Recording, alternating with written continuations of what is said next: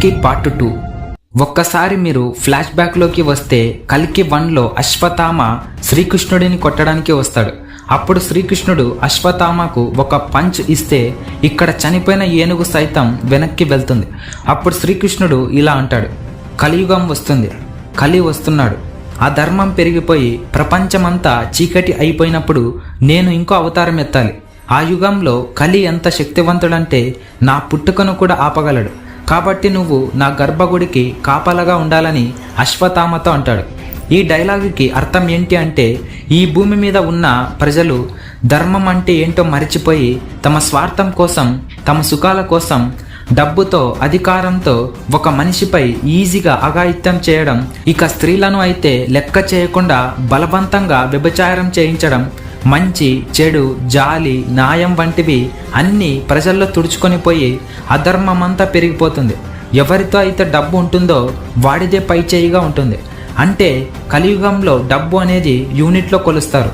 ఇలాంటి కలియుగంలోనే కలి పుడతాడు. ఆ కలి ప్రపంచాన్ని మొత్తం ఏలుతూ ఉంటాడు. అలా ఆ కలిని చంపడానికి మరియు ఆ ధర్మాన్ని అణిచివేయడానికి దీపిక కడుపులో శ్రీ మహావిష్ణువైన శ్రీకృష్ణుడే మళ్ళీ 10వ అవతారంగా కలికిగా జన్మిస్తాడు. ఈ వీడియోని స్టార్ట్ చేసే ముందు నాది ఒక చిన్న రిక్వెస్ట్. ఈ వీడియోని మీరు కేవలం చూసి వెళ్ళిపోతే ఎలాంటి ప్రయోజనం ఉండదు.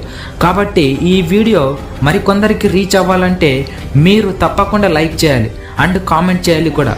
ఈ వీడియోకి నేను ఇచ్చే టార్గెట్ 100K లైక్స్. ఇక లేట్ చేయకుండా మనం కల్కి 2 స్టోరీలోకి వెళ్ళిపోదాం.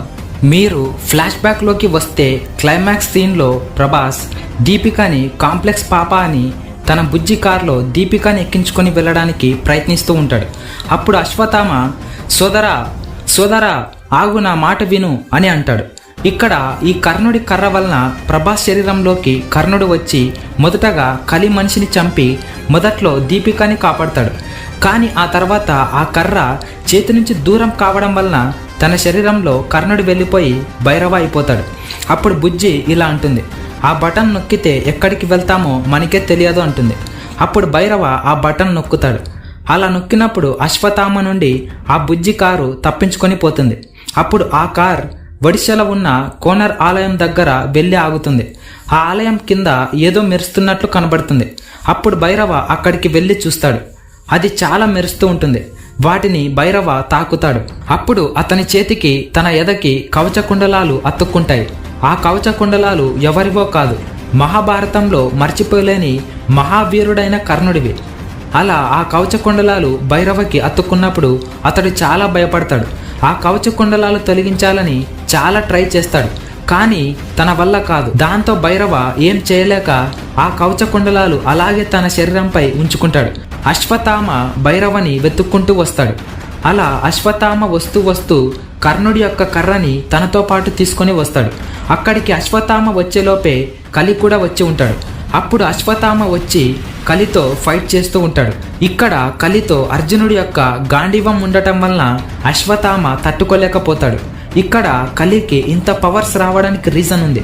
అదేమిటంటే కలి శరీరంలో దీపిక ప్రెగ్నెన్సీ యొక్క సిరం ఇంజెక్ట్ చేయబడి ఉంటుంది. అందువలన కలి ముసలివాడి నుంచి యవనంలోకి మారుతాడు. అది కూడా కేవలం 1 డ్రాప్ సిరంతోనే. అందువలన కలి అర్జునుడి యొక్క గాంధీవం పట్టుకున్న అతడికి ఏమీ కాలేదు. ఇక్కడ కలికి అశ్వత్థామకి ఫైట్ జరుగుతూ ఉంటే భైరవ చూస్తూ ఉంటాడు. అప్పుడు భైరవ కలితో ఇలా అంటాడు, సార్, మీ దగ్గరికే ఈ అమ్మాయిని తీసుకొని వద్దామని అనుకున్నాను. అంతలోపు మీరే వచ్చారని ఈ అమ్మాయిని తీసుకోండి అని చెప్తాడు. అప్పుడు అశ్వత్థామ ఆ అమ్మాయిని కాపాడటానికి వస్తాడు.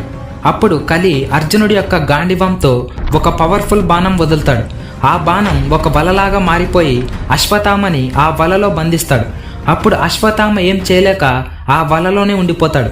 అప్పుడు ఆ కలి ఆ అమ్మాయిని ఎత్తుకొని పోతూ ఉన్నప్పుడు సోదరా ఆ అమ్మాయిని కాపాడు అని భైరవతో అంటాడు. అప్పుడు భైరవ శరీరంపై ఉన్న కవచాన్ని చూసి అశ్వత్థామ ఆశ్చర్యపోతాడు. ఇవి నా సోదరుడి యొక్క కవచ కుండలాలని గమనించి అశ్వత్థామ తెచ్చుకున్న కర్ణుడి యొక్క కర్రని వలలో నుంచే భైరవ వైపు విసురుతాడు. అప్పుడు భైరవ ఆ కర్ర తగులుతుంది అనే ఉద్దేశంతో చేతిలో పట్టుకుంటాడు. అప్పుడు వెంటనే భైరవ శరీరంలోకి కర్ణుడు ఆవాహిస్తాడు. అప్పుడు దీపికని ఎత్తుకొని వెళ్తున్న కలిపై ఆ కర్రతో దాడి చేస్తాడు. అప్పుడు మళ్ళీ కలి తిరిగి యుద్ధం చేయడానికి వస్తాడు. కలి తన దగ్గర ఉన్న అర్జునుడి గాండివంతో బ్రహ్మాస్త్రాన్ని ప్రయోగిస్తాడు. అప్పుడు కర్ణుడు కూడా తన అస్త్రాన్ని కలిపై ప్రయోగిస్తాడు. అప్పుడు కలి యొక్క అస్త్రం కర్ణుడికి తగులుతుంది. దానివల్ల కొన్ని వందల అడుగుల దూరంలో వెళ్ళి కర్ణుడు పడిపోతాడు. అప్పుడు కర్ణుడు ఆ కలి యొక్క చేతిలో ఉన్న గాండివాన్ని చూసి అర్జునుడిని కురుక్షేత్ర యుద్ధంలో జరిగిన దానిని గుర్తుకు తెచ్చుకుంటాడు. అప్పుడు కర్ణుడు అర్థం చేసుకుంటాడు అర్జునుడి యొక్క పవర్స్ అన్నీ కలిలో ఉన్నాయి అని. అప్పుడు కర్ణుడు అశ్వత్థామని ఆ వలలో నుంచి కాపాడతాడు. అలా ఇద్దరు కలిసి కలితో భారీగా భూకంపం వచ్చేలా యుద్ధం చేస్తూ ఉంటారు. అక్కడ అనుకుంటే కర్ణుడు తన శరీరంపై ఉన్న కవచ కుండలాలు తన చేతిలో ఉన్న కర్రతో ఒక అస్త్రాన్ని ప్రయోగించి తాను అనుకుంటే నిమిషాలలో కలిని చంపగలడు. కానీ శ్రీకృష్ణుడు నేను మళ్ళీ కలికిగా పుట్టి కలిని చంపాలని అంటాడు. ఆ ఒక్క మాట కారణంగా కలికి మాత్రమే కలిని చంపాలి అనే ఉద్దేశంతో కలిని వదిలేస్తాడు. ఇక్కడ అశ్వత్థామ మరియు కర్ణుడి యొక్క బలం పెరిగిపోవడం వలన కలి యొక్క బలం ఏం చేయలేకపోతుంది. అప్పుడు కలి నన్ను చంపేస్తారు అనే భయంతో అక్కడి నుంచి పారిపోతాడు.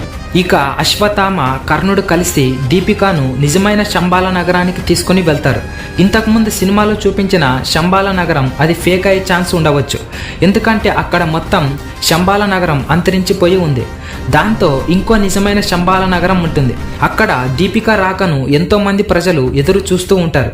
అలా 3 నెలలు గడిచిన తర్వాత ఆకాశంలోని చుక్క ఇంకా కాంతితో వెలగడం స్టార్ట్ అవుతుంది.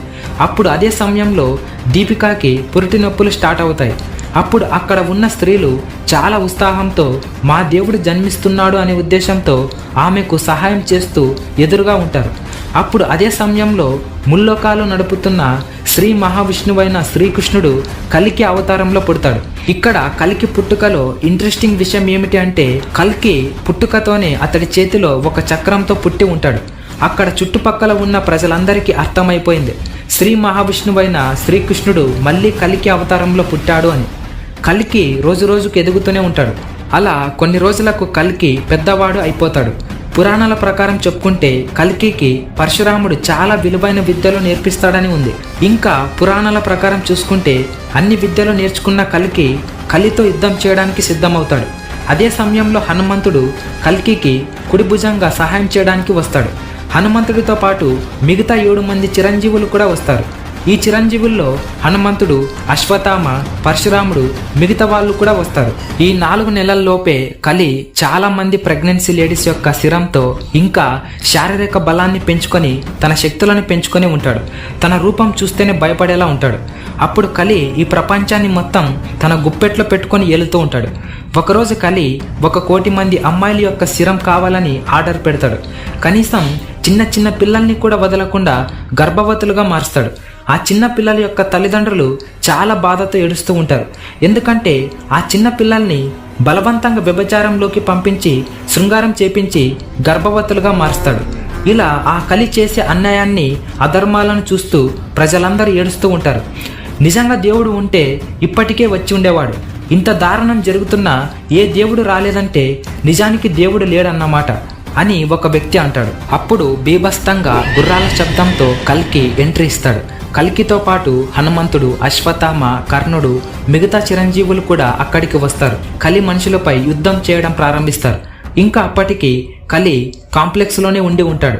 ఇక్కడ హనుమంతుడు, కర్ణుడు, అశ్వత్థామ చాలా బీభత్సంగా భూమి దద్దరించేలా యుద్ధం చేస్తూ ఉంటారు.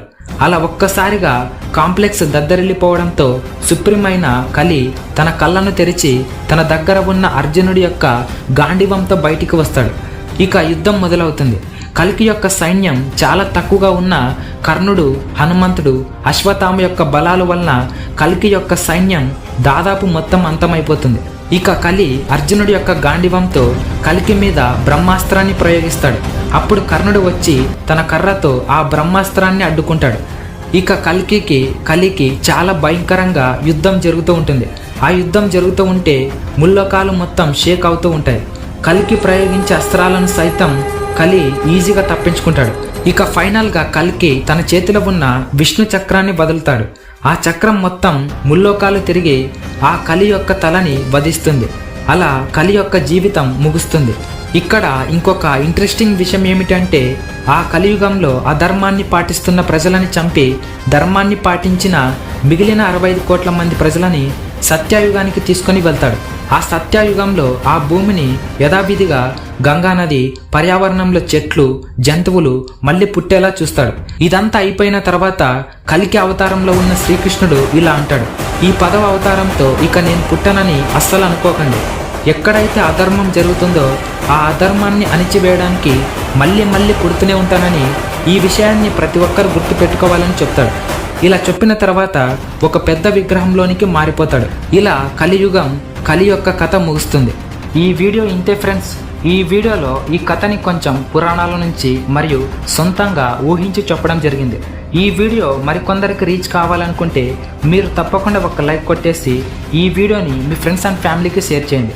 ఈ వీడియోకి నేను ఇచ్చే టార్గెట్ 100K లైక్స్. ఇలా లైక్ కొట్టడం ద్వారా మాకు కొంచెం మోటివేషన్గా ఉంటుంది. Thank you for watching. This is Naveen Kumar signing off.